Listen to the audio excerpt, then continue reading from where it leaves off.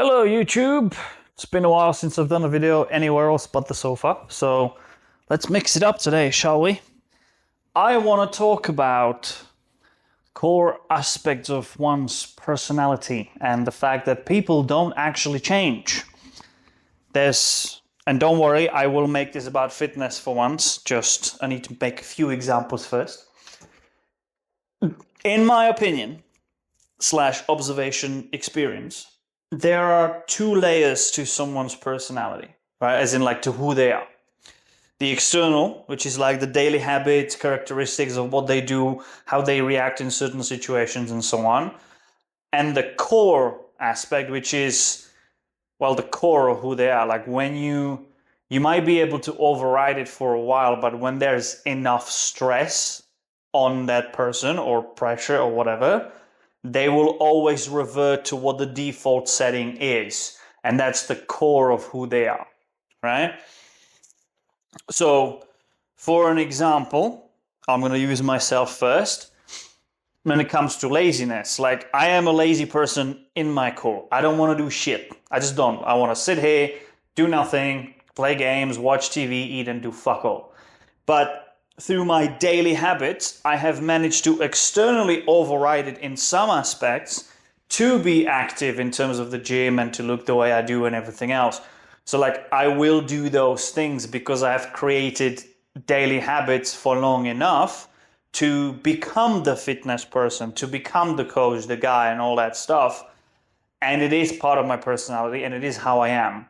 So it is who I am. But in my core, I'm still lazy, and it shows in like, I don't want to cook, I don't want to do cleaning, I don't want to do any of that shit. Like I don't want to do anything else, even work a lot of the time. I don't want to do this video, right?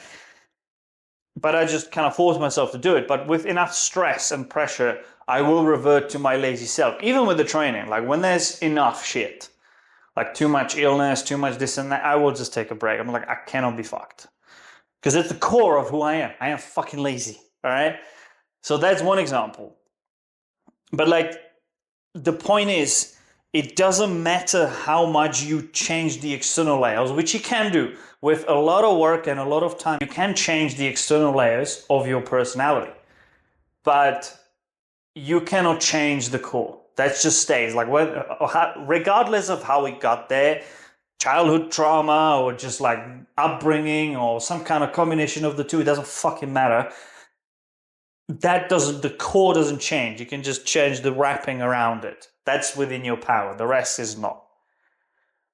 Which is why, like, it's really important to look at how people react in the past. Like, the past behavior is the best predictor of the future behavior. It always has been, and it always will be, which is why this whole fucking argument with, mainly women always have, like, oh, my past shouldn't matter. It's about what I do now. No, bitch, like, if you've been a whore, if you've been hoeing around, if you've been cheating on everyone you've been with, I don't give a fuck how you are now, because this is who you are, okay? In your core, you're a whore, all right? And even if you've been loyal for the last 10 years or whatever to one man, sooner or later, when there's enough stress in your life and there's enough pressure on you, you will revert to your default setting and you will cheat or go whore around or both.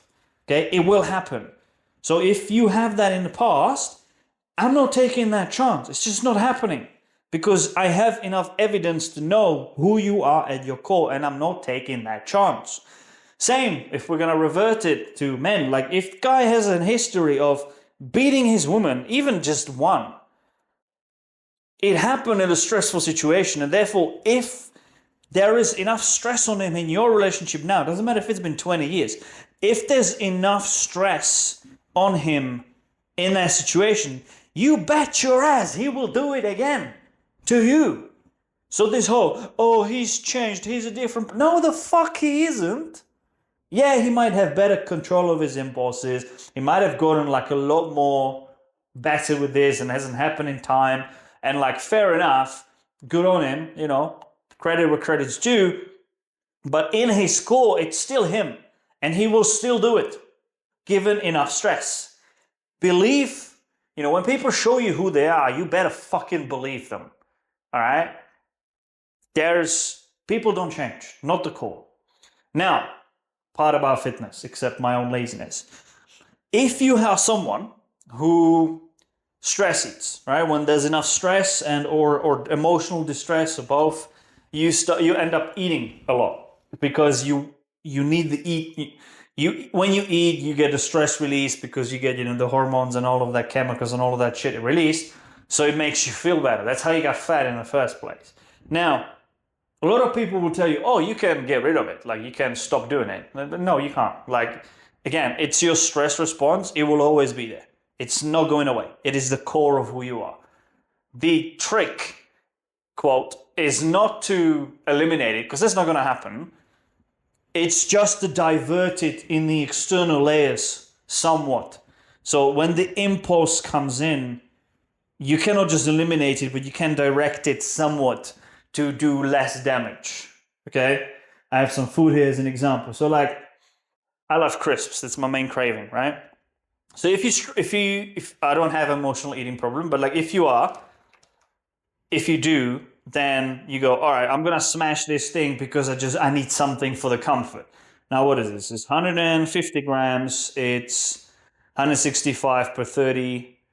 So it's what, 500? Yeah, it's like 800 calories or something, right? For this pack. So you smash this thing to make yourself feel a little better. Okay. Could you divert it to something less damaging? For instance, here, like I got a bag of pop chips that I eat to do my own cravings. You still get to eat the whole pack. You still feel the release from the food and the taste. Obviously, it's a smaller pack, but like it's 270 calories. So what was this? 800 goes 270, so it's like 3/8. It's 30%. Is it? No. Less. 20, whatever. It's just a lot.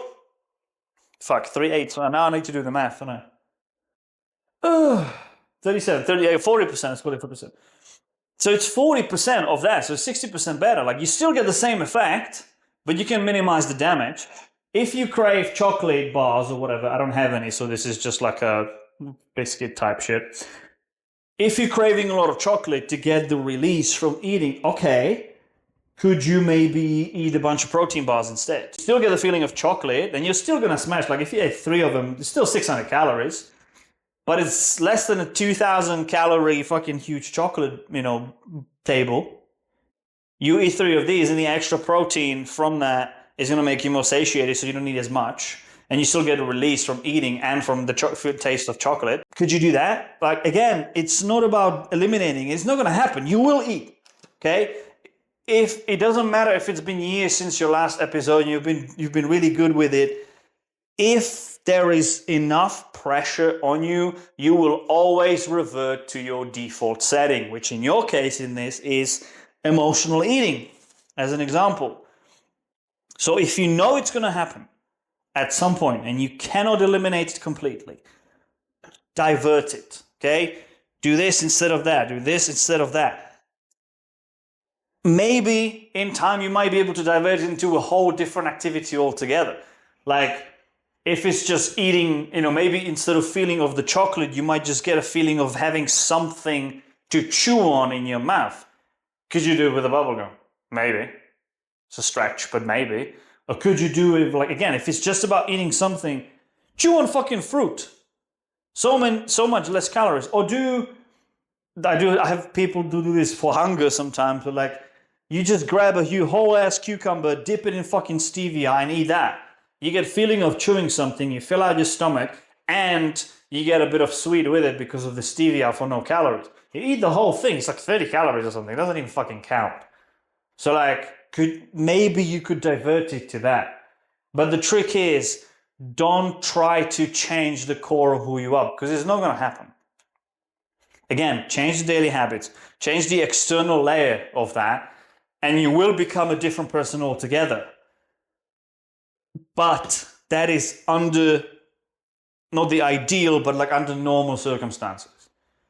The extreme circumstances which do happen in life will always revert you to the default.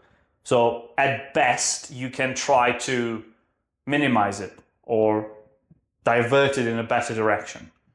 Again, I have my laziness.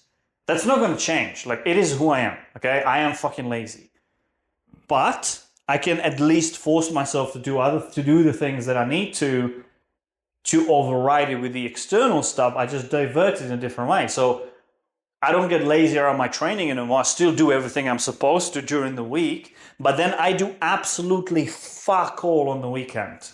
I just sit down and game. I don't train. I don't fucking move unless I'm dieting. Like, I don't do any of that. So I divert it to 2 days instead of 7 to get the results I need to minimize the damage.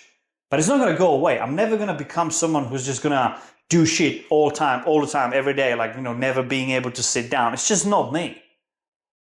So I'm not trying to change it. I just divert it. That's all. So yeah, that's the message for today. I know it's been a lot of talking around in circles, but hopefully it was helpful, at least somewhat. I'm happy to discuss this, should anyone want. Just leave a comment or whatever. But yeah, that's it for today's video. I'll see you in the next one.